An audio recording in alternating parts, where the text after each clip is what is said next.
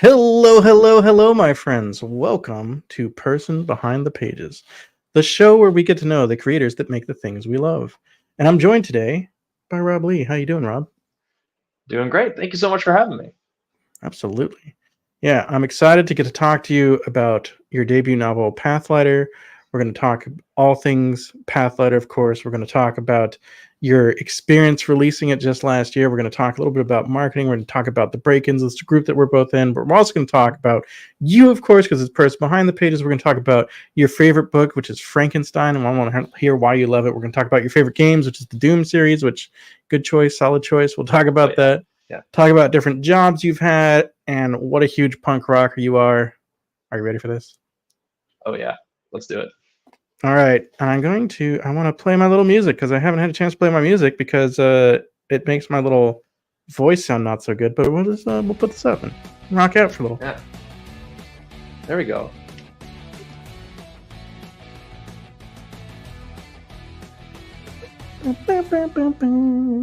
Yay! I love it.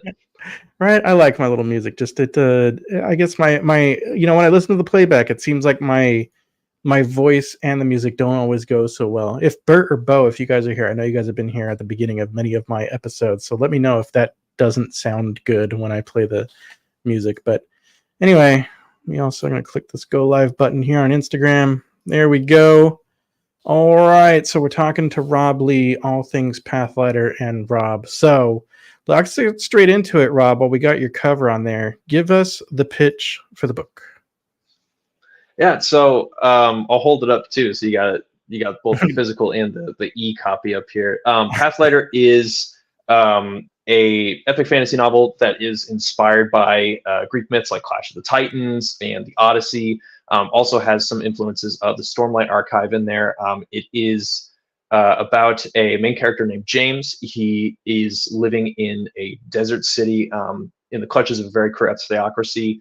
He has a lot of disdain for the gods. He is not really a fan of the doctrines that they have out there for the gods, not a fan of the temple. But yet he finds himself having some ethereal connection to the flame from the gods' temple and a small yet surprising control over its amount of brightness, the brightness of the flame. Um, and so he has to reckon with this fact that he can do things that aren't quite normal, and he has a connection to the symbol of this god or this pantheon that he has a lot of disdain for. He also runs into some other characters who also have their own connections to the gods, to different gods within the pantheon, and also runs into some ancient beings that resemble kind of the titans that are hell-bent on taking the world back from the likes of the gods. And an adventure ensues. Adventure ensues as it does. Mm-hmm. All right, Yeah. all right. I dig it. I dig it. Tell me, on the cover, it looks like there's like a dragon kind of over the right shoulder up in the air, and then maybe a demon up on the top of that building. Where were we going? Well, tell me, walk me through every element of what we're looking at here on the cover, please. Yeah. So obviously, front and foremost, you have James. He's standing there in his desert rags, wielding some flame and a short sword. Over to the bottom right is one of the other characters named Roy. Roy is one of my favorite characters. And Annie, Meet Me and Malkovich also expressed that he is also one of her favorites. Um, Roy is another one of these people with the connection to the gods. Over to the left side of James, you'll also see Samira. She is another character I'm very fond of, and you can see that she's also wielding lightning in one hand and a long sword in the other. Up above James is a flying creature, not necessarily a dragon, but not necessarily a demon. It is something in between, something a little bit more ancient, and something that I was really excited to write. And then over on top of that building is potentially one of these Titan-like beings that were aforementioned. Ooh, all right. Mhm. Sick. Love the different creatures. Love that wielding lightning, wielding flames. Wow, sounds Mhm. pretty badass. I love that. Yeah, a lot of inspiration from Avatar: The Last Airbender as far as elemental and god-based magic goes. Love it. Very cool. So who is this book for? Like who, you mentioned Avatar Last Airbender, so I think like Avatar fans are gonna enjoy this, right? What Mhm. what are the kind of fans are gonna really enjoy this? Yeah, I think if you are a fan of found family, first and foremost, it is really about like a cursed ragtag group of misfits that all have to reckon with each other and the things that they are put on the earth to do, as well as their conflicting beliefs. I think that's something that a lot of people will resonate with because Mm, that is a lot of groups that you come across here in the world. You have a lot of people with conflicting beliefs, a lot of people with conflicting purpose out there in the world, and they're all just trying to make their way as a society or as a group or as a family. I also think a lot of people who enjoy adventure or who enjoy like action and mythology are also going to have a great time with this. This book actually started out as a slight variation on Greek myths. So when I first got into Greek mythology as a young teenager, I started to kind of make up my own Greek myths, and then instead of using Zeus and other gods from the Greek pantheon, I just made up my own world, made up my own heroes, and now it's kind of the book you see in front of you. that's sick. I love like, yeah, I mean we all do this, but like pulling from, Hmm. the familiar and making it our own. Super fun, super cool. Um Yeah. Go ahead. Oh, I was also just going to say that I think that the reason a lot of people keep coming back to Greek mythology is not just the iconic like heroes and gods and villains and monsters, but also just the way that a lot of these stories play out. You have a lot of characters that have some really really good qualities, but also have some very obvious and very heavy flaws. The Greek Right. gods are just some awful people. Zeus, in particular, is terrible, and a lot of the Right. Greek heroes have pretty huge flaws as well. But they don't just run around punching things; they solve things based off of the strength of their wit, and they think on their feet and they solve problems using all of their strengths, not just their physical strengths. So that's something that I think a lot of, or at least some of modern heroes can be missing, and it's something I like to try and put into my characters. Yeah. Yeah. All right. Interesting. Interesting. Mhm. Now you got me. All right, we're gonna go off on a little tangent here because that's what we're gonna. Yeah. That's what I like to do. So a Hmm. lot of modern heroes are punching things in the face and not using all their Hmm. skills. Okay, are you a fan of the Marvel Cinematic Universe? At least pre up to what is it, Phase 4, everything up to like Endgame. I like everything up to Endgame, and then just the Spider-Man movies that came afterward. There you go. Yeah. There you go. So, what are some of Hmm. your favorite heroes in the MCU and why? Spider-Man is probably the top one. Loved Spider-Man ever since I first saw the Tobey Maguire movies. Tobey is still my Spider-Man. If you disagree, I'm scuffing your shoes. but uh, but I enjoy Spider-Man for that reason, that he not only has extraordinary physical abilities, but he also has improvisation, thinks on his feet. Yeah, He's witty, but with just a little dark streak in there. sure. Um, I also really I didn't really like Robert Downey Jr.'s Iron Man right out of the gate Okay. with Iron Man 1 and 2. He had to grow on me over time. Yeah. Liked Captain America. I think that Chris Evans endeared me to what a lot of people would consider as just a Boy Scout. Um, but others like Doctor Strange were big influences as well in the comics that I started consuming. Um, yeah, I Right. think that they did a lot of those characters justice, and if they Yeah. had to change something from the source material, it served a better story, which I think is something that not a lot of people like give credit to. Like the Guardians of the Galaxy are completely different than what the comics are, but everyone loves those movies because it serves a better story. So Oh, that's really interesting. I'm not. I respect comics, but I'm not a huge like comic nerd and consumer mhm. myself. So I had no idea that the comics are different from the movies. Yeah, it's I don't know. A lot of people rag on Iron Man 3 for the Sure. Mandarin difference or something like that. But I think that in the overall context of the world, it made a lot more sense. And Right. that's I just like to like things. Liking things Yeah. is better than disliking things. I'm There are very much only with you. there's only a few things that I still actively dislike. Otherwise, I'll just leave it for people who enjoy it. Right? No, I'm with you. Mhm. So we're talking, I see more people are joining. We're talking to Rob Leigh here today. He is the Hey, author everybody. of Pathlighter. Yeah, we're talking about the book, then talking about Rob. Right now, we're talking about Heroes. Well, I'll save more MCU and hero talk for a little bit later. Tell me, Mhm. your book has been out for a little while. It's been out since like November last year. So Mhm. you've got some reviews. You got some good reviews. What are some of the things that some readers are really enjoying about the book? Yeah, I think a really nice and really heartfelt review came from Quinn Guguiri, I think is his last name. I'm sorry if I'm completely butchering that. He writes for Silverstone's blog, but um, he said something about including villain POV chapters in the book, which um, I really enjoyed. Not many people had commented on that, but it's something that I do enjoy doing. I like giving a perspective of the villain. Mhm. It's always nice to have a villain that's unapologetically evil, but you can also still see things from their perspective and, in your head think, that's pretty messed up. That's pretty wrong. Um, you could have a chapter when it's from the perspective of like the Emperor from Star Wars, and I'd still gobble that up because who doesn't love to read a nice hammy villain? Um, Sure. but yeah, I was really appreciative of the fact that he enjoyed those chapters as well as reading from the hero's perspective. Now you got me thinking. I wonder if there's like I want to read like a Star Wars fanfic at minimum from like, when Hmm. he was still like Senator Palpatine. That would be interesting. Yeah, I think Spoilers.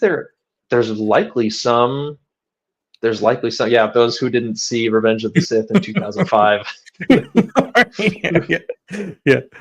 Yeah. But yeah, I mean, yeah, I'm. just like because he had such like he was scheming, man. He was scheming big Mhm. time, and he made it all work. It'd be interesting to sort of understand like some of his rationale beyond just like power. Although I guess, I mean, if it was just like power, that'd be pretty Mhm. flat. But maybe there's more to it, which could be fun Yeah. to play with. I will say his character, especially from Revenge of the Sith and the prequel trilogy, does have some inspiring roots with one of the main villains in Pathlighter. Just the Ooh, scheming and the willingness to play the long game and understanding that some ooh, things may have changed and so you need to adapt or something like that. nice, nice. So that's Mhm. exciting. That's fun. So you published November 20th, 2023. The book was Mhm. released then. What was what was the release like, release day, and has it been kind of since? And then what was the experience of publishing as an indie like for you? Yeah, the experience of publishing as an indie, it was quite a learning curve, and I'm sure most indie authors out there will agree that there was a lot of learning I had to do about the process, about Right. making sure that you're going through all the proper channels and getting editors and good cover artists and making sure you register your ISBNs, and then the marketing was a whole different game where I Mhm. don't really enjoy using social media, but then social media is a big part of how you market for your book. And so started out with Bookstagram. Matt over at the Beard of Darkness book reviews got me started on book Twitter, which has been a really good experience so far. I feel like he um, should get like commissions for getting people to sign up on Twitter. I know, I know he really does, Yeah. but that way it just really helped to spread the word of the book. I sent out some arcs to different reviewers and got a little bit of buzz growing ahead of time, and had a fairly nice release day. It was just a steady stream of seeing people excited about the book, and Nice. I'm trying to respond to as many people as I can, and uh, share in that excitement while I'm at work, and just take a few Yeah. minutes in the break room, respond to something, and come back. And then since then, it's just been a nice, steady experience of working with different retailers or different content creators, and working with fellow break-ins on tie-ins and stuff for their wonderful books that are coming out. Shout out to Adrian Gibson, whose book comes out tomorrow. Super excited. All right. And it was it's just been, no learning curve is without its frustrating moments, but it's been a steady and exponential incline as far as the positive experience that I've had. Nice. And I'm looking forward to continuing that further as I keep working on stuff. Yes, more stuff. We'll talk about Yes. that. Yes, more stuff. Cool. What did you like know from the beginning that you wanted to publish as an indie and you wanted to have the control, or were you, as many of us, I think, in the very, very beginning, like only thinking that trad was the only option, So I knew that indie was an option, but I did start querying publishers. What? Oh, Dropped you for just a switcheroo. second. No. Well, I think I lost you for a second, but you're back now. Okay. Oh, awesome. Wait. Yeah, no, I started out looking at some trad publishers, really, really small trad publishers, to see if it could get picked up. And it really didn't go anywhere. The trad space is pretty competitive. It's pretty cutthroat, and in a lot of cases, it's kind of rapidly shrinking. And so after that, after like maybe a month or two of looking into that, I really started looking more into the indie space and looking at what kind of opportunities there were for indie authors. Videos from people like Daniel Green were really helpful in kind of giving me a roadmap as far as looking into how I can go about self-publishing. And once I got to know more people from the indie space and seeing their experiences and how they market and publish their books, it really just became the only option for me, both in terms of opportunity and in terms of what I really wanted, because I wanted to make sure that I had the creative control. I wanted to go through a cover artist that would really make the book pop, and all of those opportunities were just out there in front of me with indie. Whereas with trad, it was really kind of a toss up, even if I got someone to pay attention to my manuscript. Right. Yeah. Yep, I get it. So let me talk about a bit briefly. I know we talked about your cover in the elements, but again, by the way, for anyone that's joining more recently, I'm talking to Rob Leigh, author of Pathlighter. We're going to be talking about the book, talking more about Rob. But I want to hear a little bit about like your process with the cover. I love the cover art. So who did it? How'd you get them? What did you bring to your artist when you wanted the cover? Like, how much did you know of? Like, did you say this is exactly the composition, or did you guys work on that, or how did it go? Yeah, so the artist is Felix Ortiz. Unbelievable talent, super nice guy, very, very great to work with. But I kind of came to him with a couple of ideas saying, I really enjoyed your work on this cover for this author, and kind of let him know what the premise of the book was, who a couple of main characters were, and we started talking. Maybe we go out of a scene from a book, maybe we go with maybe like a standard pose cover, and he found a way to kind of thread that needle in a way that was both visually striking and kind of hinted at a scene from pretty early on in the book. Nice. So this is a scene with just a couple of modifications that just make for an overall like better composed cover. I knew that I'd wanted James right in the forefront with a couple of his companions beside him, and he really just made the space for each of them, and made each of them like their own central focus, so that you always have something to look at. And it's it takes a lot of talent to do something like that, and I fully commend him 100%. Yeah. That's cool. I gotta say, like, I'm having such a tough time with cover, because like initially I was like, I don't know what I'm gonna do, and like kind of have narrowed down on what I'm gonna do, but then finding the right artist to execute is also a journey. So yeah. Yeah, it can be a process, and for me, it was scrolling through ArtStation for about a month, just looking Mm. at people who were freelancing and people who were out there, and I saw that Felix did Daniel Green's cover for Breach of Peace, a novella that he put out a couple years ago, and luckily, I reached out to Felix and found a spot down the road on his calendar where he was free, and luckily he was willing to work with little old me. So um, it ended up being very lucky with that. Yeah, yeah, very cool, very cool. So you mentioned briefly the break-ins. We mentioned that Adrian M. Gibson has his release of Mushroom Blues tomorrow, and everyone should go get it. Absolutely, go get that book. Also a right. Felix Ortiz cover. Yeah, yeah, right. Can you tell our audience a little bit more? What is the break-ins? How? Well, we'll start there. What is the break-ins? Yeah, so the Break-ins is a group of debut or newly published indie authors.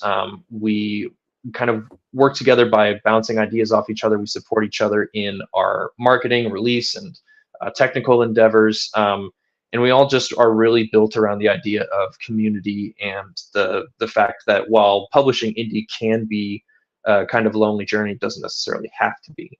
And it's just been a great experience to get to know and work with all of these authors and creators and and artists, and you included as well. It's yeah, yeah, it's been a great experience, and I'm excited to see where things lead. We've got a lot of releases coming up in the next few months. Not just Adrian tomorrow, but we've also got Jonathan with Blazing Flux, and Brian with Son of the Prophets coming out next month. Got Scott with Memory of Song coming up, Isaac, Callum, and Josh. It's going to be an absolutely wild 2024, and I'm excited. Absolutely. Yeah, definitely agree. It's pretty. Josh just put together. What?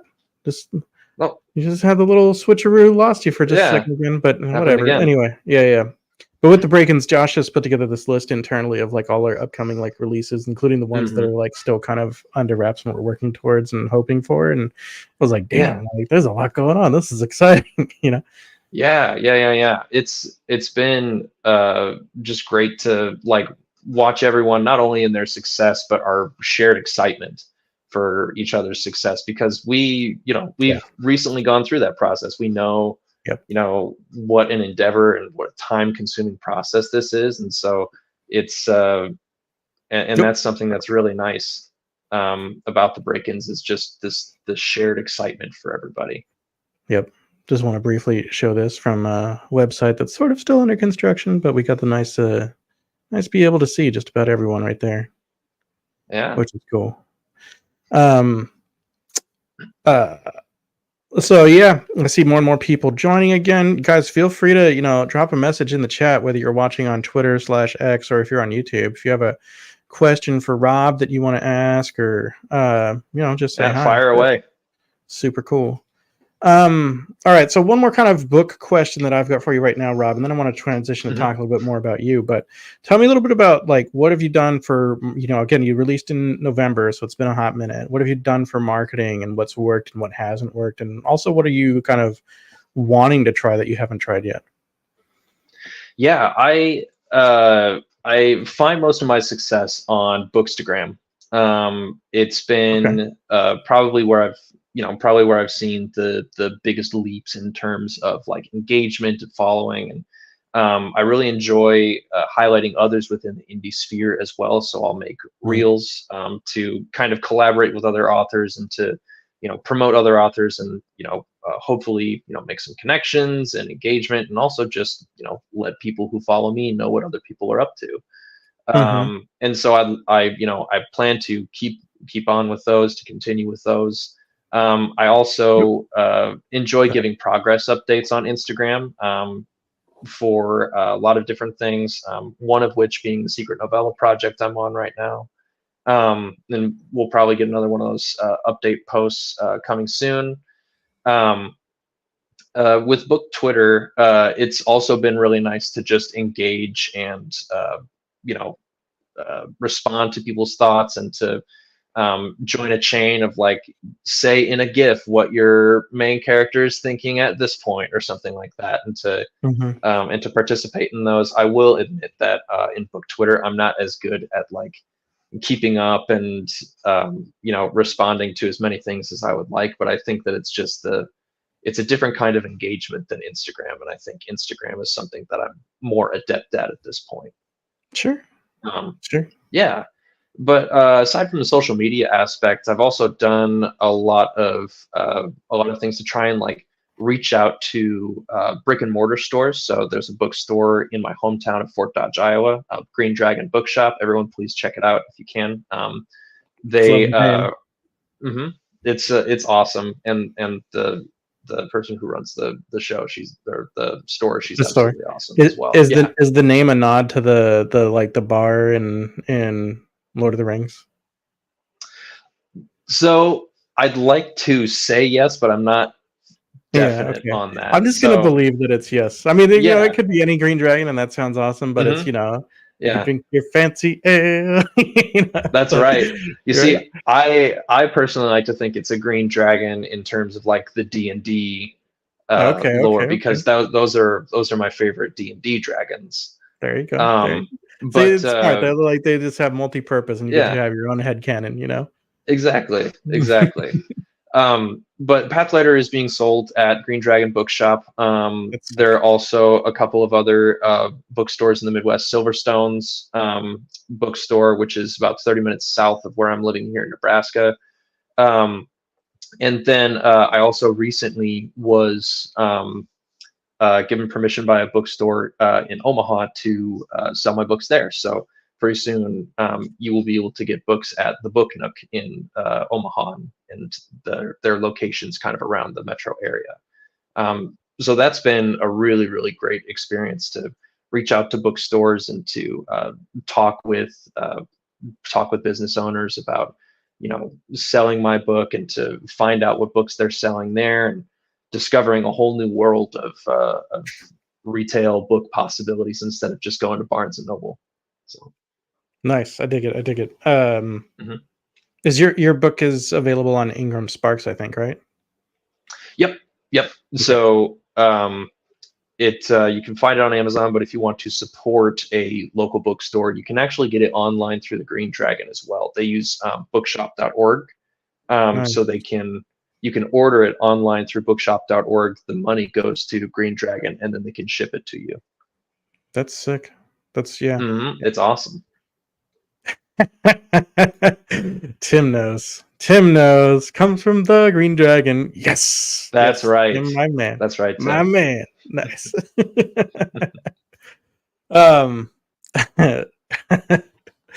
Okay. Cool, man. Super cool. That's really neat too. Yeah, I mean, because not too many indies are taking advantage of retail, but that's awesome, and that you're able to get in there. Yeah. That's fantastic. Yeah, thank you.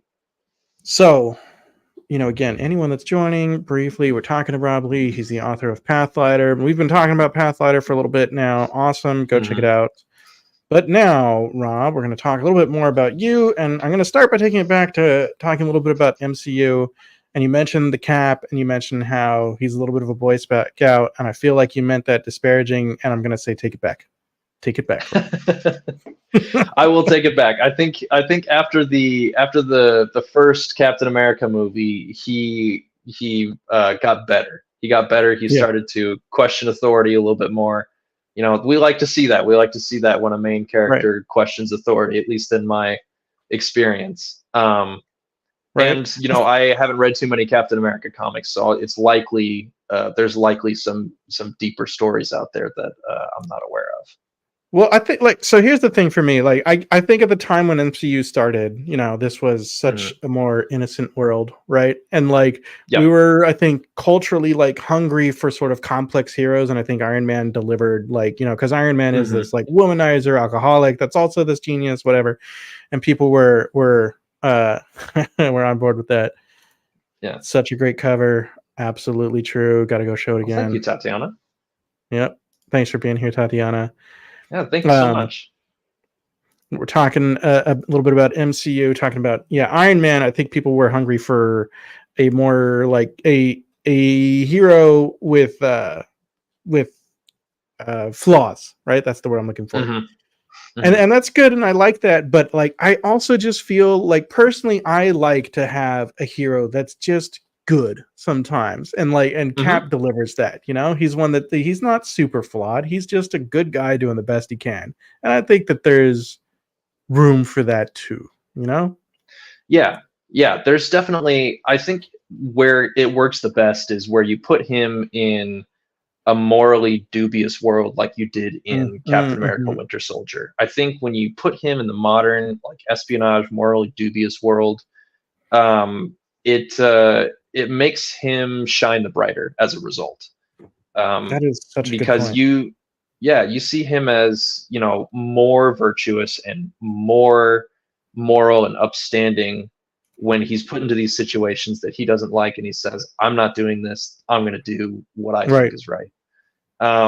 So I think that's kind of what made me endear to him a little bit more after the first movie. I liked seeing heroes in worlds that are a little less black and white and a little more gray. Yeah. Yeah, that's a really interesting point. Because he is a little kind of black and white, but you get to that's sort of even more highlighted when he's in that gray world. I like that. And it also, and it goes a little bit more into the third one, where he's no longer as naive. He's no longer blindly questioning of authority. And so when Tony comes to him with this government accord or something that can limit the functionality of the Avengers, he goes, I don't think this is right. And so it's nice to, of all things you can say about the MCU and the Captain America movies, in particular, it's a trilogy. It feels like it has a beginning, a middle, and an end. And it's nice to come back and see the character arc of his throughout that, and to see how he changes and how his morality doesn't necessarily waver, but it evolves.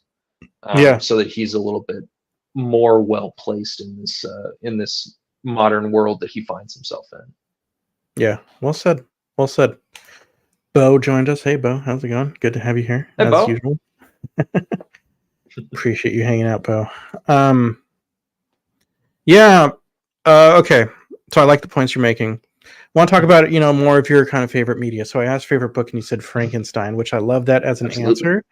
Tell me why Frankenstein is your favorite book. Well, one is something that I didn't realize until well after I had read it the first couple times, but another title for it was The Modern Prometheus, which again is another tie back to Greek mythology. So Mary Shelley, hats off to you, getting me more and more involved in Greek mythology, even when I didn't know it. But I think that there's something to be said about this story of a person who they spend so much time like trying to figure out if they can alter the fabric of what we know, and doesn't stop to think about whether or not they should, to pull from Dr. Ian Malcolm in Jurassic Park, And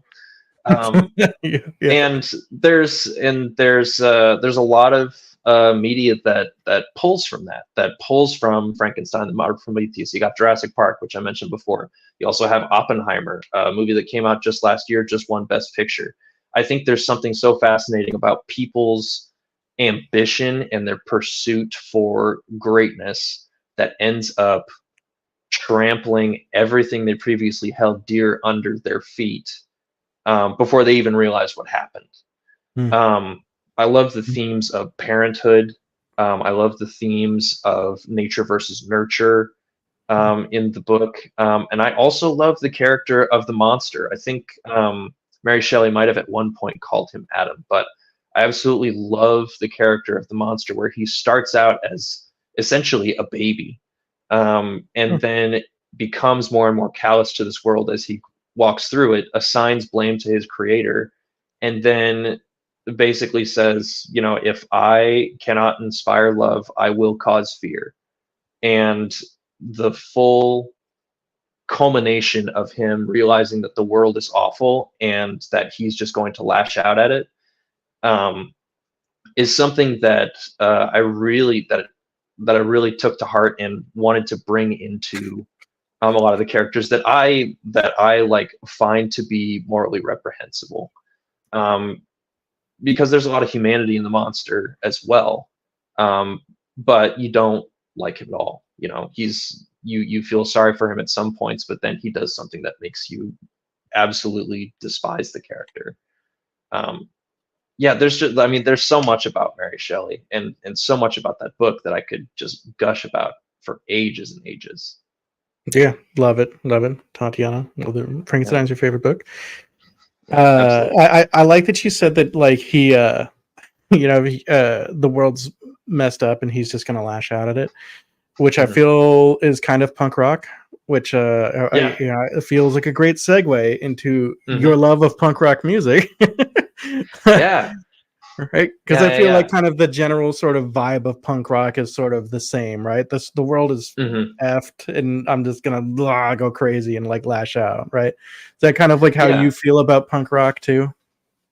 Yeah, I think that punk rock and alternative music is a good vessel for which people can look at the world they live in and say, okay, yeah, something about this world isn't quite right, and Mhm. what are we going to do? What are we going to do to fix it? Do we just do we yell at someone about it? Do we tear down the establishment brick by brick? Do we yell in the streets? What are we going to do about it? And we see this reminiscent in other forms of music as well. Sure. Um, but punk rock is something that has really resonated as far as that messaging goes. And it's gotten Right. me into other stuff like heavy metal and more extreme versions of metal as well. But punk rock, I've always had that same core. Um, and it's been, it's been a great journey to like watch modern punk and modern pop punk kind of evolve from those 70s and 80s roots, and to see people get weird with it and to try new stuff. Bands like Magnolia Park or artists like Kenny Hoopla, absolutely love them. They're so much fun. Nice. Recently, just saw a British pop punk band Neck Deep up in Minneapolis. They were phenomenal. Absolutely love everything that they've ever recorded, and I'm excited to see them do more. So. That's pretty fun. I haven't heard of Nick Deep. I Mhm. have to check him out because I do love some pop punk. I want to briefly Oh say, yeah. again, we've got more and more people joining. So I'm talking to Rob Leigh. He's the author of Pathlighter. You should go check it out. Mhm. Definitely some fun fantasy with sort of elemental magic vibes. Check it out. Like, look, fire, wielding fire and a sword, wielding lightning and a Mhm. sword. What's not to love? That's right. Um, I see someone but holding a ball of fire, I have to read it. I have yeah, to. right. Those are You just know? the rules. I don't make the rules. That's just what That's what has right. to be done, right? That's right. Um, um, but we're also talking about Frankenstein being your favorite book and how Frankenstein sort of felt like the world was messed up and lashed out at it, and how that's sort of Hmm. punk rock, which is a great segue into your love of punk rock music. Now, you said that I think your sort of introduction to punk rock music, you told me, was American Idiot by Green Day, right? Hmm. And I Yeah. was just like, as So soon as you were starting to talk, it was just sort of like playing in my mind. I want to let you know. yeah, I mean, it's an earworm for sure. You can't. Right? I mean, 20 years later, it's been 20 years since that song came out, Yeah. and it's still, it still It feels holds fresh up. and new. Right, It right. does. It really Yeah, does. But I yeah. was actually this is gonna make some people feel dated or something like that. But I was in elementary school and I was on my way to school in the car Mhm. when that song came on the radio, and whatever boring radio talk show came on, or whatever boring radio talk show was on before that stopped and that song started, and I immediately just like zeroed in on that Yeah, on the yeah. radio and on the song that was playing. And even before I knew the name of the song, I was like humming it all day at school, not even paying attention to whatever I was supposed to be doing. Uh, and then I came home and I like asked my parents if they knew what song that was, and I probably sang it like really badly at the table, or at least like hummed it really badly at the table. And they're like, "Oh, that's Green Day," and I'm like, "Can I listen to more?" And they said, no, absolutely not. Like, it's like there's like a lot of swearing and a lot of like bad language in that in their music and stuff like that. So I'm like, oh, okay. But I still had that song in my mind. And then years later, when I was, like 12 or 13 or whatever, and I finally had scrounged together enough for an iPod Nano. I downloaded all the Green Day I could find, downloaded like a bunch of different artists and stuff like that. And then I realized that I had heard all of that music before. And I'm like, that doesn't make sense. Like, I've heard all these songs before, but I'm pretty sure I've never like listened to them. And it turns out that my parents were listening to Green Day and Blink-182 and Red Hot Chili Peppers and Lenny Kravitz and like Hoobastank and Crash Test Dummies and all of these bands.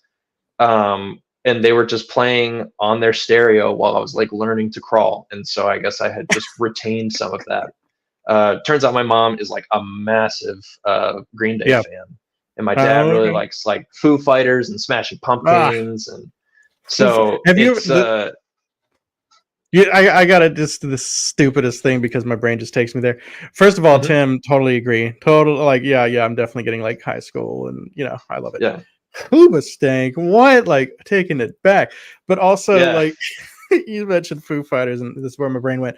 Have you seen the bit where Dave Grohl, he was on like one of the late night shows, and he said that he was talking about how he had been on Saturday Night Live. He was the musical guest, and the host that night was Christopher Walken.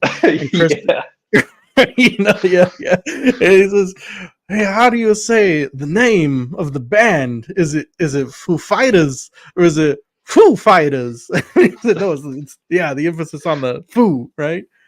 Oh man, it was good. No, it was on the Foo. He comes out and he goes, "Ladies and gentlemen, Foo Fighters." Yeah, Foo Fighters. Yeah. But I mean, what a great rock band Foo Fighters are. I mean, I was a big fan of Blink-182 while I was in high school. But your parent, I'm sure your parents would have been like, "No, you absolutely cannot have any of their albums because those are just filth." Yeah, they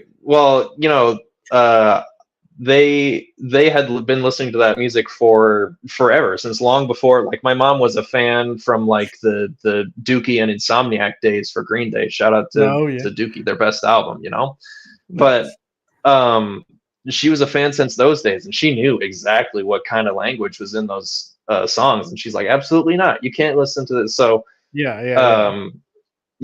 and it was funny too, because it really helped me to gain an appreciation, or at least like kind of planted the seed in my mind as a kid that my parents were like just human beings. Because there's a point in our lives where we all just realize that our parents are people just like us, and I think that helped me grow a little bit closer to them. So. Just last October, my dad and I went to a Bad Religion concert here in Omaha. That is, I was like, you gotta come. Like, I'll get us some tickets or something like that. And so he showed up, and he had a blast, even though he hadn't really listened to much of them. So that's pretty cool. Yeah, like, I mean, that's pretty awesome. My dad was into like the Eagles, which is also super cool in a very different way. But anytime I listen to the Eagles, I think about my dad, which is pretty sweet, But he was great. Right. I don't think he would have liked or he didn't care for Blink-182 as much as I was listening to back in the. But that's okay. That's cool that you have that connection, and it's fun when you have that, be able to sort of bond with your parents as people and understand that they're people. I love, like, now me as a parent. My little baby daughter is watching Bluey, and I laugh when like the dad from Bluey is like, "Oh, I have this old camera back from when I was cool." So true. But anyway, in many ways, many ways, the music I listen to makes me feel more like a Gen Xer or something, Gen X or a millennial than I technically, I guess I'm on the old end of Gen Z. You're a Zoomer. I am. Me and Caden Love, we're making up we're the babies of the break-ins. Are you? How old is Sam? Do you know Sam Paisley? Sam Paisley, I'm not sure. He, Sam, I don't know if Sam is in the chat. Sam, are you comfortable telling us how old you are? I don't know. Anyone else in the chat, yeah. like, like, where are you guys millennials like me? Are you guys Gen Z? Are you a little bit older? And I want to know, like, I mean, because I got to tell you, like, chat. I'm in this group, the Break-ins, and I have always been the baby of every group that I'm in ever. Like, I'm the youngest of my cousins. Like, my friends have always been like mutual friends with my older brother, who's he's a year and a half older than me. So all of my like social groups all my life I've been like the the baby. Now I'm in this group, the Break-ins, and I'm the fucking grandpa here, and it's just like it's so weird. Like it's cool, I'm not feeling like, oh, I'm like over the hill or whatever, but it's like how am I the old I don't it's very strange. I guess we just get older and that just happens eventually. Yeah. Shout out to Mike, Gen X and Grumpy. Millennial and Grumpy. We're, same. Yeah. Same. Tim, millennial. Yep. But anyway. Okay. Frankenstein is very punk rock. But I want to also ask, hit me, and I told you this was coming, so I hope you're prepared. Mm-hmm. Hit me with like top 5 punk songs or bands. Go. I don't know if it's ever possible to do punk songs, but bands, number one on top of the list is Bad Religion. I mean, you can't argue with that. Bad Religion inspired basically all of the bands that have come after them. I have to go with a newer one after that. I really like Neck Deep. Neck Deep is a band that has just grown super close to my heart over the last 10 years since I've seen them. They were at the first Warped Tour I ever went to. If anyone ever went to Van's Warped Tour, Sum 41 is another good one. They actually shout out Lou from the Break-ins. Yeah. Go ahead. Oh yeah, Sum 41. Top Sum tier, 41, top tier. They're going on their farewell tour pretty soon. Their last ever album, a double album, comes out on the 29th. How many is that? That's 3. I have to give another shout out to Green Day. Green Day for sure is a big one up there. Blink would probably round it out at 5, but I'm trying to find a more obscure one. That's good. Now I like Neck Deep. Like I'm gonna have to check this out. Like because you say pop punk. I'm totally down. But then you said also they're British. Yeah. Which they're British. Can I reveal like a guilty pleasure? I actually like British boy bands like One Direction. I think it's kind of fun. Oh really? Yeah, right. Yeah. No, I mean I feel like every genre of music has like their top tier stuff that's like good to listen to. Like obviously like there's some punk bands that I don't necessarily listen to on a daily basis, but there's good in every genre. Like I enjoy me some Johnny Cash and Toby Keith. I don't listen to country hardly at all, but I love me some Johnny Cash and Toby Keith. I think I'd have to say those are my top favorite punk bands. Offspring would probably go in there too if I could squeeze one more in there, like 3.5, like 3.5 or 4.5. Yeah. Honorable mention the Offspring. Love their stuff. Have you ever? This is like not quite the same. Have you ever heard Flogging Molly? It's oh my gosh, that name rings such a loud bell, but I don't know if I'd be able to pinpoint any one of their songs. I don't know that. I don't. If anyone in the chat has heard of Flogging Molly, and you can tell me if you think I don't think that they're really punk, but they feel punk, but they're also like very very Irish. Go check them out. I think you'll dig it. I think you'll dig it. Yeah. Yeah. Awesome. All right. Where do we want to go from here? Here's what we're going to do. We're going to talk about your favorite video game. We're going to talk about metal songs. But we'll talk about what's coming next and where people can find and follow you online. Before all that, we're going to talk about various jobs you've had, because you've had some interesting jobs. And I think your current day job is actually somewhat interesting. And before we get to any of that, I'm going to briefly say again, those of you that are joining us, thank you for joining us. Really appreciate it. If you're on Twitter/X or on YouTube, go ahead and join the chat. Just say hi. I'd love to say hi back. There's a chat somewhere on Twitter. It's there. I don't know if it's actually on mobile, but if you're watching on desktop, it's there. Mike Molman, love the cover. Couldn't agree more. Do the Ortiz. Thank you, Mike. Thank you. You guys Yeah, nailed it, Felix Ortiz. He gets all the credit. right? It Right. looks awesome. Yep. Felix Ortiz did that cover. That is right. Yep. Oh yeah. Yeah. Just want to shout out to Tim in the chat. Just seconding there. Happy early birthday, Tim. Oh, happy early birthday, Tim. Oh, that's sick. You're in good hands, Tim. You're in good Oh hands. yeah, dude. Yeah, so we talked a little bit about the book at the beginning. If you guys missed that, go and watch the replay on that afterwards. But basically, it's awesome. So you guys should definitely check out Pathlighter. So, Rob, yeah, I've done like a number of these interviews, and then one of the things that I really enjoy talking with authors is, with very few exceptions, most authors don't come to a writing career and it's their first. No one like graduates high school and suddenly is a best-selling author, right? Yeah. Yeah. So there's some different day jobs that people have along the way, and I think some of that's interesting. So let's, you've had some ones like movie theater concessions. Okay, all right. Yeah. Yeah. What is this? Wasn't a bad gig. You got some free cherry Pepsi every now and again. Right? Is it data selling? It's detasseling. It's something that you do when you are a kid in the Midwest who has no other way of making money. So detasseling is, you are essentially a field worker, and in order to cross-pollinate the corn stalks so that you have like a better corn seed for the next year, is you go through and you pull the tassel, the top part of a plant, off of some plants, but not all of them.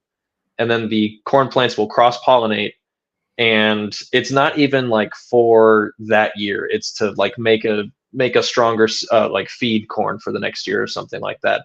But I would put it on my resume as genetic research or something like that, because that's technically what it is. It sounds better than just I walked through a cornfield for like 13 hours a day, you know? That's so funny. Yeah. So yeah, if you grow up in the Midwest, detasseling, at least when I was like in middle school and high school, was one of the few jobs that you could do before you were 16. Like a lot of jobs, you had to be 16 before you could like actually apply to do them. And detasseling and like bussing tables were the two jobs that were an option. And I didn't want to bus tables. I like doing dishes now, but I like doing my dishes. Like I don't like doing, you know what I mean?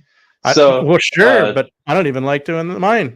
I want to do anything. Yeah, I know. So detasseling was a nice way to make money, especially if you were like in the right crew that was like skilled and they knew what they were doing. It could pay really well, and especially if you were in a good crew, you could be paid. There were some days I feel like we made $100 an hour, because you're paid by the acre that you walk through, not necessarily by the hour. But that was it taught me a lot about like, it's important to like get through the hard work and to know that this is the job that you don't want to be doing forever. And like I didn't want to do that job forever. I didn't want to like walk through cornfields until I was retirement age. So it really got me thinking about what I wanted to do with my life after I graduated high school. So you're like, man, making stuff up and putting it on paper sounds so much better than this crap. It sounds so much better. It's better for my feet. It's better for my back. You don't you don't have to deal with like pollen everywhere when you sit down to write. So that's a wild, like, I need to know. How does this work though? I get that you like taking the tassels off the top of the plant, but like, having not done this and not been around too much corn, but they're quite tall, right? Do you have to work your way up from like the bottom to the top, or like how I need to know now. I need to know, Rob, the nuts and bolts of detasseling. Yeah. So before the corn gets too tall at some point, because like at a certain point, the corn gets tall enough, and then the tassel will start to drop like its pollen all over. And if the wrong tassels are like dropping pollen, then it can destroy an entire crop basically. And so we go in there like mid-July usually, and and that's when the corn is like maybe shoulder height. Maybe a little bit like head height, depending on how tall you are. I'm like 5'9", so it could get kind of dicey there sometimes, where I'd have to like kind of like grab the corn plant and then pull it like closer to me, and then take the tassel off the top, and then let it go, and it like kind of twangs back. But we would normally get to the corn plants before they got too tall to like work on. But yeah, it's a very like small window. So you're out there super early in the morning until like mid-afternoon, or sometimes later, depending on how bad the field is. And then, you know, you come home, you like go, you like shower and change, and then you take like your dirty clothes from the detasseling, and you like spray them off in the backyard with a hose, and there's like pesticide and pollen all over them and stuff, and it's yeah. No, yeah, it's yeah, the, like you said, the dirty work that you do in the beginning when you learn, like, you know, I want to make a career, not do this stuff forever. yeah, Oh, exactly. we just hit 100 concurrent viewers right now. Thank you all for watching. Appreciate it. We keep going up and up. Yeah, thanks everybody. Detasseling is something that everyone wants to know about. Now Tatiana does. Are we going to get a corn-inspired fantasy novel someday? We've already got mushrooms with Adrian's mushrooms. Honestly, it's true. Honestly, it could be in the cards. Oh, too fun. I can guarantee a cornfield will show up. There will be one obligatory cornfield in one of my published works at some point. Is it all gonna like be burnt down just because that's your way of dealing with like traumatic memories? Listen, man, I might. Don't tempt me. You get the lightning, the hand of lightning. They come by and turn it all into popcorn, and then the right. Fire. Right. Perfect. You see, that is, you know, that's produce that I can get behind. We got it figured out. Yeah. All right. Thank you all for watching. We're going to keep going, but I just want to say thank you for being here. Thank you for watching. If you want, if you're on YouTube, give me that like and subscribe. Really helps out. If you're on Twitter, if you want to retweet, appreciate it. If you're chilling at home eating popcorn, that's awesome too. Yeah. All right. So detasseling, movie theater concession, you worked for a while as a lifeguard. Was that more or less rewarding than detasseling? I don't know. You got a tan, so that was a little better. Because in detasseling you had to wear like long sleeves so you didn't get all cut up by the corn leaves and the corn stalks and stuff. But lifeguarding seemed like a logical thing since I was a swimmer in high school and college. So I was around a pool, I was around the water, I was outside, but I wasn't doing any like hard labor or anything like that. So it paid the bills that I had, allowed me to save up a little bit. But I wouldn't go back to lifeguarding either. You're a glorified babysitter, and it kind of turned me off of public pools. Now every time I go to a pool, I feel like I need to either be swimming laps or yelling at someone. So right, that's funny. That's fun. Okay, but later in life, you got into financial aid counselor at university, and now you're an athletic aid specialist, which is pretty interesting, fairly unique. I'd love to hear a little bit tell us about your day job and how it's better than corn detasseling. Yeah. So I work with coaches who determine the athletic scholarship that their athletes get. And then I am in charge of distributing those funds and making sure that all the amounts are correct, and making sure that the student athletes are getting their money, and making sure that the student athletes are like on top of their FAFSAs and everything. And it's much better than detasseling, and much better than lifeguarding, much better than being a movie theater concession worker, because I get to continue working with student athletes, and as someone who was one, it is a nice feeling to take away the anxiety of how am I going to pay for this, and be part of that system. I know that the NCAA is going through a lot of changes, but at the end of the day, kids still need to figure out how they're going to pay for their schooling. And so being able to give back in that way is something that that I really, really enjoy, especially since I leveled with myself a long time ago. I wouldn't be a very good coach, I don't think. But this allows me to still be part of that world and do something beneficial for the students. So Cool. So are you, obviously you were an athlete for a long time. Are you also a big sports nut?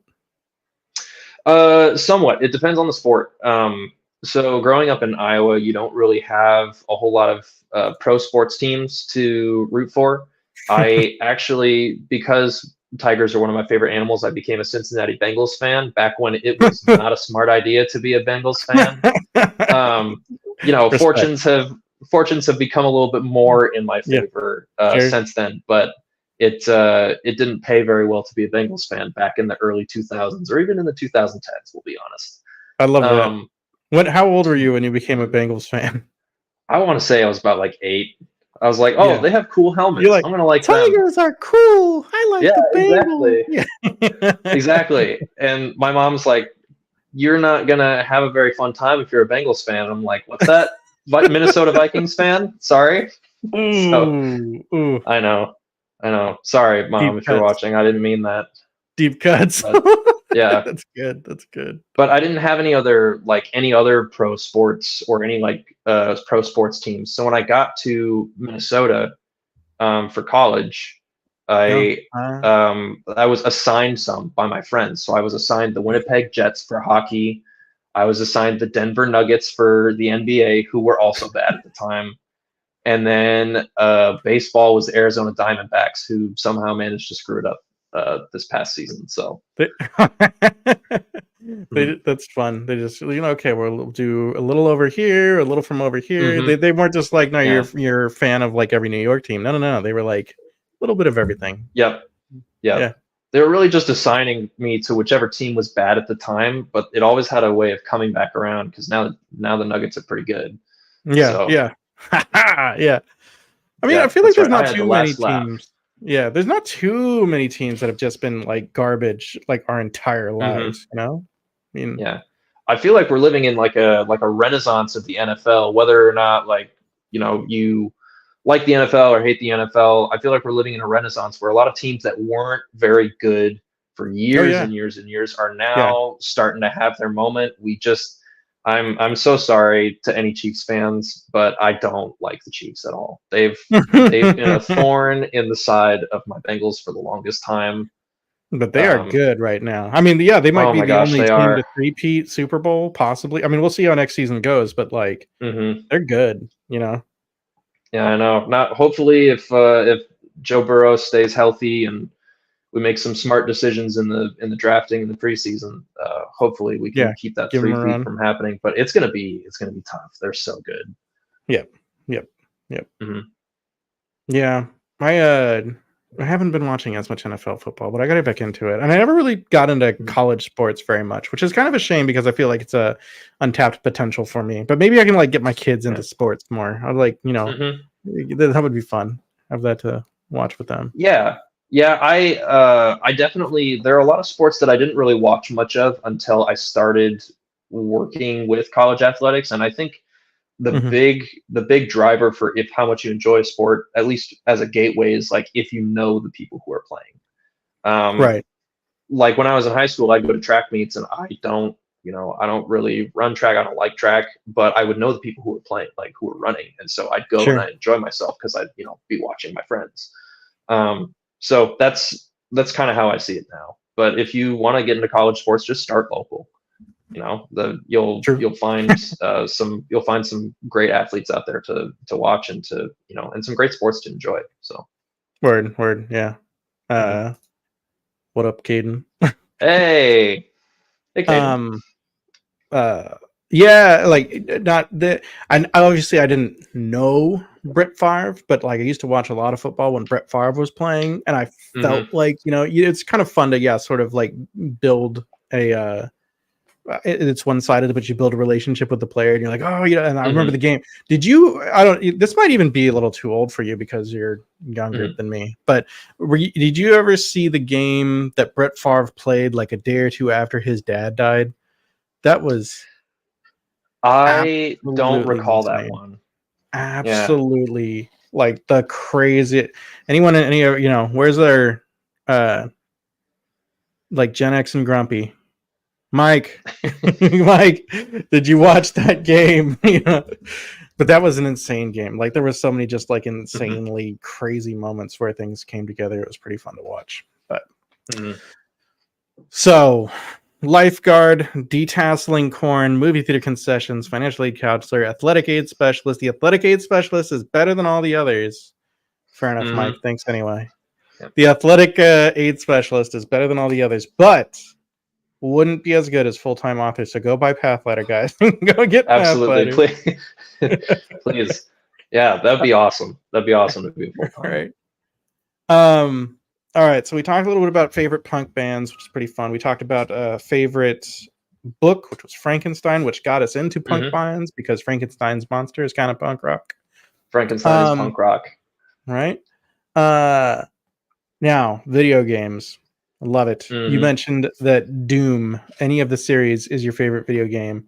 How far back we going? How were you playing like the OG Doom? Yeah, and we're like, going back to with the we're music, going back to Doom 2 from 1994. Yeah. My dad had an old Windows 93 desktop, like the giant brick of a computer and the really deep monitor, and we had Doom 2. He would play that with his brothers after they all like graduated from college, moved around the country, and eventually I started playing computer games on it, like Minesweeper and stuff like that, and then I stumbled on Doom 2 and like the old like Warcraft, like where you command the armies and stuff like that. But Doom 2 was just something that was even pixelated and made in 1994, was just so kinetic and so like it was so fast paced. And I loved the puzzle aspect of it, where you would have to like find the different keys that led to the different doors, and like it's like solving a maze at the same time as shooting demons. And I didn't even really like register or really care about the lore or the story of the game until that point, because I just liked the puzzle solving aspect of it. And then when Doom 2016 came out all those years later, I just fell back into it because it just gave me a heavy amount of nostalgia of like playing video games with my dad and my siblings. And it was at that time that I started to get more and more into heavy metal, because the soundtrack from Doom 2016 was so good. Mick Gordon knocked it out of the park, and he knocked it out of the park again with Doom Eternal in 2020 as well. But that's where I kind of got into both the like metal mythology and aesthetic, as well as just enjoying the music. That's sick. Briefly, Mike, what a hero. He's the man. Thank you, Mike. Mike, you're awesome. Thank Everyone you so else, much. Go be cool like Mike. Let him be a trendsetter. Come on, let's pick up Pathlighter. That's right. Mike is lighting the path, if you will. I see what you did there. Definitely, yeah, Doom was going to be my segue into talking about metal music. So you're like ahead of the game. But I remember, playing like OG Doom on a SNES, on a Super Nintendo system. You know how every Super Nintendo cartridge was gray? The Doom cartridge was red, like bright red. Right? Yeah. It was pretty sick. Wasn't that great? Just some of those games just had a sense of like style. Like you picked it up and you're like, oh yeah, this is what I'm gonna play next. Yes. Yeah. Oh man. Yeah. I mean, can't tell you how many video games and how many hours were spent just playing everything from like Mario Brothers to Warcraft, like you briefly mentioned, to like Ultima Online with my brother as we were growing up. And still, that's the way that we like kind of hang out together every other Saturday. With the Saturday nights, my brother and I, we either play D&D or we play a video game together. It depends on which night it is. Oh, that's awesome. Right? It's just such a nice way to stay in touch. My brother and I do Lethal Company now, or Phasmophobia, some of the newer games that have come out recently. Nice. But it's just a nice way to. Sometimes we'll do Colonist, which is like it's like an online version of Settlers of Catan. I never win. I can never beat him. I gotta check that out. I love Settlers of Catan. Have Oh, you yeah, played so it's called Deep Rock Galactic? Have you played it?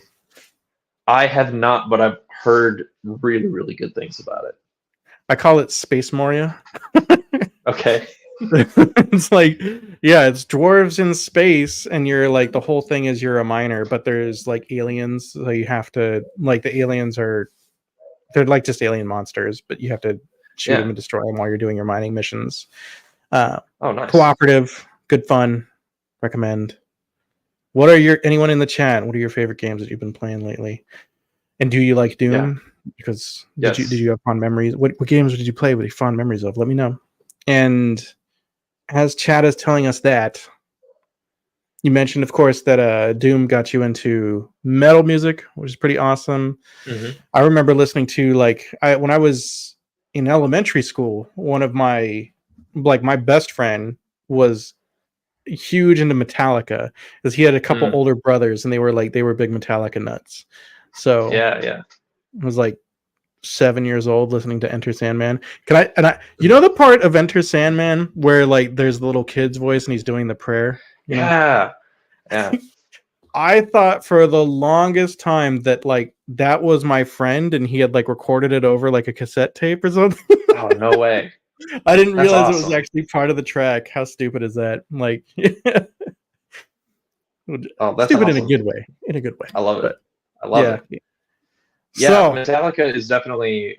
I mean, they're one of the big four as far as like thrash metal goes. They're really high up there. Absolutely love them. I actually I went to Download Festival last year, the 20th anniversary, and they played 2 nights out there. So they played their newer stuff from 72 Seasons the first night, and then the second night they played all the hits all the way through. It was fantastic. wow, that's pretty sick. That's pretty cool. Mhm. So hit us with top 5 either metal songs or bands. What you got? Again, it's too hard to do songs, so I'll do bands. Number one top metal band on my list is Mastodon. A really, really good sludge metal band that is based out of Georgia, but they knock it out of the park with every single album they put out. Highly recommend just listening to their entire discography on Spotify. You will find something of theirs that you enjoy. I guarantee it. After them is a band from Sweden called Meshuggah. They use a lot of like syncopation in their music, really good like growls and some great riffs in there. After that is Opeth, another band from I think Sweden. They are progressive death metal, so they play like 10 13-minute songs, but it has like multiple movements. So if you like to listen to music while you write and you want something that's kind of like brutal or kind of raw, then highly recommend listening to them, because they, you'll have like a whole storyline through one of their songs. I also am really enjoying Death Clock. If there are any Metalocalypse fans out there, I'm actually wearing a Death Clock shirt right now. Nice. But fictional melodic death metal band from creator Brendan Small, who created the show Metalocalypse, but they have some absolutely like great music, and the names of all their songs are completely ridiculous, like Impeach God and Go Forth and Die, which was from an episode where they talk about they like give a speech to graduating class at a college or something. So it's they're also super fun. And then a band that is maybe a little bit more, they sound a little bit more contemporary, but they're still absolutely killing it right now, is Ghost. I don't know if there are any Ghost fans out there, but highly recommend listening to them as well. They have some nice hard hitting stuff, and they also have the best way that I can describe them is like it's Halloween music. It's like Halloween rock. It's really good. Nice. So Death Clock. I'm trying to find it, but they're the ones that like they do that joke song of like, Do you like coffee? Yeah, Right? exactly. The Duncan Hills coffee jingle, very first episode of the show. Yeah, Shit was so funny. it's so good. Their best song is called Mermaider. It's just about like mermaids like committing murder, just mermaid murderers or something. Like Why not? like Okay. their songs are so ridiculous, but at Yeah. the same time they just are so, as they would say in the show, brutal. Like they're Brutal. really really good metal. Yeah. Nice, nice, nice. Hmm. And then Ghost. So there's a dude in my in-person writing group who loves Ghost, and he has this Oh idea. yeah. He wants to write like a short story that's inspired by like a short story compilation where each one is inspired by a different Ghost song. I'm like, Ooh, I love that. right, I love right. that. He needs to do it. The Their songs are so Yeah, atmospheric too. Like I love the like the atmosphere and the just the emotions and the like imagery that they conjure with their songs too. right.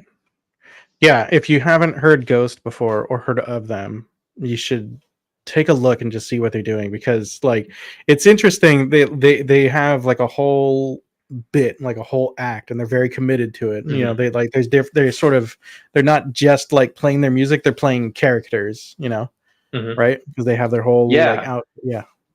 They Go ahead. have they're like wearing masks and stuff, so it's kind of like it's like a glam rock version of Slipknot almost. You know, Slipknot's whole bit is that they Slipknot from Iowa also. Shout out to my home state. But while Slipknot wants to be more like an industrial like Texas Chainsaw Massacre vibe, where they're like playing in a slaughterhouse or something like that. Ghost is more, it's more like a gothic or more like European fantasy type Right. vibe from them, and they both have um, great aesthetics, but I like Ghost maybe just a little bit more than Slipknot in that regard. Yeah. Mhm. Nice. All right. So, Rob, I Mhm. don't know how much you want to reveal, but this could be a very great segue into what else you're Mm. working on. Yeah, for sure, for sure. Um, let's see. So, um, I yeah, why don't not? want to put you on the spot and like make you say more than you want to. I'm just excited, you know. Yeah. No, I get you. I get you. I'll say that I'm working currently on a secret novella project that is very heavily inspired by Metalocalypse and by some other fantasy inspirations. Tatiana actually helped me a lot with some of my questions about writing novella. If you guys have not read Tatiana's novella Sista Samurai, I actually had it right here as a visual aid. Nice, If you have nice. not read it yet, read it. It's so so good. Um, but I've been asking around some authors for their feedback on writing a novella and writing novellas with like specific subject material. And so I'm really really excited to talk a little bit more about it. Hopefully I'm planning on announcing it after I've got the manuscript done and sent Sure, it out to sure. beta readers. But Right. that is sort of just it's a project that I took to kind of take a break from the second book in the Pathlighter series, just as kind of a palate cleanser. Yep. A little bit of a lighter and different adventure than an epic dark fantasy. Um, Right. so I'm really really excited to talk a little bit more about that in the coming weeks. Hopefully we'll have some more to say about it then. But I'm really excited to be working on it. And then I'm also Fair. excited to be working on Pathlighter Book 2, which will also have a title reveal sometime in the coming months. But I'm about 30 to 50,000 words through that so far in the first draft, and I'm excited already at the character arcs that are kind of taking shape. Not really a pantser, but I do have wayposts that are set, which allow for some growth in between. Nice, nice, nice. Yeah, so we got novella that's maybe like a little inspired by Death Clock, which sounds really fun. And we've got obviously the second book in the Pathlighter series, which is super cool. Do you have do you have any like kind of time frame that you're shooting at? Do you think the novella is going to be sometime this year, or what do you think? Yeah, I'm hoping for some time this year with the novella. When it comes to a timeline, there really is no timeline because I, just want that Yeah, to happen the timeline organically. is I'd say when at the it's done. latest, Right, right. that's right. That's right. I'd say at the latest, it'd be kind of cool for a Halloween release day, just because of the inspiration behind it. Sick. But just gonna kind of let that happen when it happens. And then the second book in the Pathlighter series, I don't want to be kicking my characters out in the cold before they're ready. So Yeah, I'm fair. just gonna take my time with that. Maybe late 2025, maybe sometime in 2026. I've got hoping to work with Felix Ortiz again. Been Nice. chatting him up to put together a time on his calendar when he can work on a cover for it. So all things are happening as they should be, and I'm not worried about the timeline. So Very good. Very good. All right. So we're kind of starting to wrap up, but we've had lots of people join as we go. So I want again, Rob, go ahead and give us the, for those that have joined a little bit later, hit us with the pitch for Pathlighter again, please. Absolutely. So, Pathlighter is an epic fantasy novel that is inspired heavily by Clash of the Titans, the Odyssey, Frankenstein, and the Stormlight Archive, for those of you who are Sanderson fans. Follows James, who is living in a desert city in the clutches of the corrupt theocracy. He works as a lamplighter for the gods' temple, even though he has a high amount of disdain for the gods. He doesn't think anything good can come from them. And he finds that he has a connection to the flame of the gods' temple and a small, yet surprising amount of control over its brightness. And he has to reckon with the fact that he can do things that not anyone can do, and that he may be chosen by a god to carry out their will, even if he doesn't like them or may not even think that they're real. He also runs into several other people who have a connection, similar connection to the gods, and runs into some ancient creatures that mirror titans from Greek mythology, and an adventure ensues. An adventure ensues. Mm-hmm. Very cool. All right. Be like Mike. Go get Pathlighter. That's right. What are you waiting Mike, on? again, sincere gratitude, man. You're awesome. Thank you so much. All right. Well, Rob, anything else that you want to discuss? Any parting words that you'd like to impart onto the lovely fine folks watching? Yeah, hopefully toward the end of the month, I'll be working on reaching out to people for beta reads. So if you guys like Metalocalypse, or if the brief amount of information I've given on this project sounds interesting to you, feel free to reach out to me. I'm on Twitter and I'm on Instagram. And then also plug to some fellow authors. Go get Adrian's book tomorrow. It's out on ebook tomorrow, and I think on the 22nd it's on paperback. Got a lot of break-ins who are releasing books in the next few months, so give them all a follow, get their books, and hopefully we'll be chatting with them on this channel sometime soon to talk about their works. I know Adrian was just here a few days ago. Adrian was here. Hang on. We'll go show Adrian's cover. That's another Felix Ortiz cover. Yeah. Felix just taking over the world. The dude doesn't miss. He does not miss. He does not. Check out that cover.